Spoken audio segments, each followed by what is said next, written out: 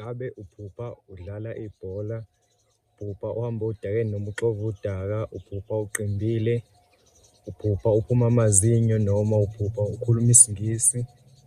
Namhlanje ngizokuchazela lawo maphupho ukuthi akuchaze ukuthini. Igama lami ngu-Asanda. I'm here to share my point of view, to declare something. I'm not a traditional healer. I'm just here to share my point of view. Iphupho lokuqala engizoqala ngalo leli lokuphupha udlala ibhola. Iphupho lokuphupha udlala ibhola, incazelo yakhona iya ngokuthi wena uneminyaka emingaki noma usukhule kangakanani ngokwempilo. Uma ngabe uwumuntu osemusha, hlampe useminyakeni elako-10, mhlampe kuya ko-30 bani, lelo phupho liyiphupho lenhlanhla kuwena. Uma ngabe uwumuntu hlampe usukhulile from late 30s, lelo phupho akusilona iphupho elihle kuwena, njengoba nje sazi ukuthi ibhola it's a sport esidlalwa noma esiba i-advantage kakhulukazi kumuntu osemusha. Leli phupho lisho ukuthi kuwena unenhlanhla enkulu kuwena, futhi inhlanhla yakho noma izinto ezokwenza ukuthi uphumelele kumele uyi-practice-ze uzenze, ngoba ibhola liyi-sport esiyimali kakhulu noma esenza imali kakhulu, noma liyi-sport nje esikhulu emhlabeni esithandwayo ngabantu. Nawe if ever uzonaka izinto zakho, upractice uy'misele ey'ntweni ozenzayo, kakhulukazi uma usemusha, lelo phupho liyinhlanhla kuwena. But if ever usukuma-late 30s, 40s kuya lena, akusilona iphupho elihle kuwena ebholeni. If ever usukuma-late 40s usungaseyona i-advantage ebholeni, uma ngabe nje uphupha lelo phupho usuwumuntu osekhulile, akusilona iphupho lenhlanhla kuwena. Sidlule siye ephuphweni lesibili lokuphupha uhamba odakeni noma uphupha uxova udaka, it's either ngey'nyawo noma ngezandla.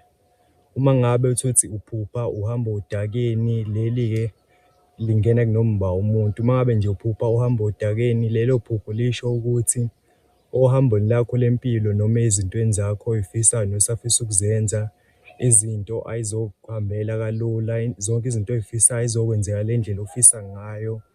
Mhlampe uzo-experience-a lento ekuthiwa ilo i-promise and fail nje, izinto zakho y'zodonsa kanzima, y'zohamba kanzima. Uhambo lakho alizuba lula uma ngabe uphupha uhamba odakeni. Bese kuthi iphupho lesithathu enginalo ileli lokuthi uma ngabe utholukuthi uphupha uzibona unqunu, it's either ngenhla noma uphupha unqunu umzimba wonke. Lelo akusilona iphupho elihle, lisho ukuthi ngaleso sikhathi oliphupha ngalo wena awuvikelekile, ayikho into ekuvikelile, awuqinile nje kahle kahle, lisho lokho ukuthi awuqinile, awuvikelekile. Uma ngabe mhlampe uvikelwa yilo amadlozi noma umuthi, noma nje lisho ukuthi asikho i-spirit esikuvikelayo esikugadile ngaleso sikhathi nje uphupha ngalo. Utholukuthi uphupha unqunu noma uphupha uqimbile, kusho ukuthi ngaleso sikhathi nje into ey'njengemithi kuwena ingangena kalula, ungahlelwa izinto ezimbi through ukuthi ayikho into eyi-protection kuwena, futhi lisho ukuthi uyaleka in terms of ukukhuleka. Uma utholukuthi uwumuntu okhulekayo, awukhuleki ngendlela ekuyiyona, kumele ushintshe ukhuleke. If ever kunezinto ezikuvikelayo kwenza ukuthi uqine, u-attend-e lezo zinto, uzenze ngendlela ekuyiyona. Uma kuwukuthi mhlampe there are problems within kulo msamo wakho, lezo zinto kumele y'lunge ekhaya lakho. Then isidlule siye kuleli phupho lokuphupha uphume amazinyo, it's either uphume izinyo elilodwa noma aphume wonke noma la wangaphambili. Lelo phupho nalo akusilona iphupho elihle, lisho ukuthi kungenzeka kube khona iy'nto ey'balulekile ey'ngagcina zikulahlekela, hlampe into e-close mhlampe tholukuthi uzulahlelwa ilunga lomndeni, it's either ulahlelwa ifoni nje, noma ngabe yinto ebalulekile empilweni yakho. Lelo phupho lisho ukuthi uzolahlelwa i-something ebalulekile kuwena, but kuhle ngoba uyaliphupha, it means that you can still stand up within the time oliphupha ngalo, ulungise nje izinto zakho.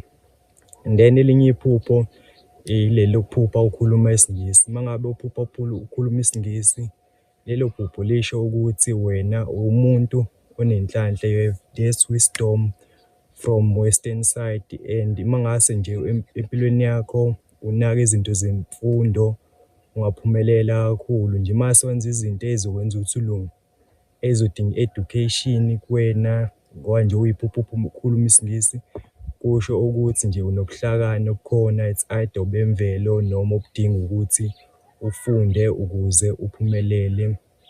Elinye iphupho enginalo kade ngisakhuluma ngalelo phupho uxova udaka, kunaleli phupho leli lokuphupha uphahleka indlu yodaka. Lelo phupho akusilona iphupho elihle nalo, lisho ukuthi kungenzeka kube khona odlulayo emndenini noma nje umuntu osondelene naye, noma ngabe isihlobo noma ngabe umngani. Lisho ukuthi kungenzeka kube khona isifo esiba khona, especially uma ngabe le ndlu kade uyiphahleka uyiqedile. If ever ungayiqedanga, there are chances ukuthi ukhona umuntu ongase edlule emndenini wakho noma osondelene naye, but kusangagwemeka if ungathola ukuthi mhlampe uthole ukuthi khona ogulayo oyifihlayo, mhlampe nikwazi ukuthi nimsize.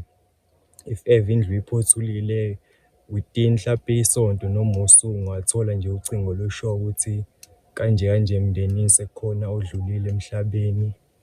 Ya, bese mhlampe elinye iphupho engingali-eda ileli lephupho lokuthi utholukuthi uyaphupha uyibona uvakasha. Lelo phupho akusilona iphupho eli-right nalo, lisho ukuthi wena within your spiritual side you are not complete. Lisho nje ukuthi in terms of spirituality, ngendlela odalwe ngayo awukho completed, noma nje kunezinto ongakazazi ngawe nange-spirituality sakho. Mhlazane wazazi uyopheleliswa nje, mhlampe ube matured enough ukwazi ukuqina umelane nezinto empilweni.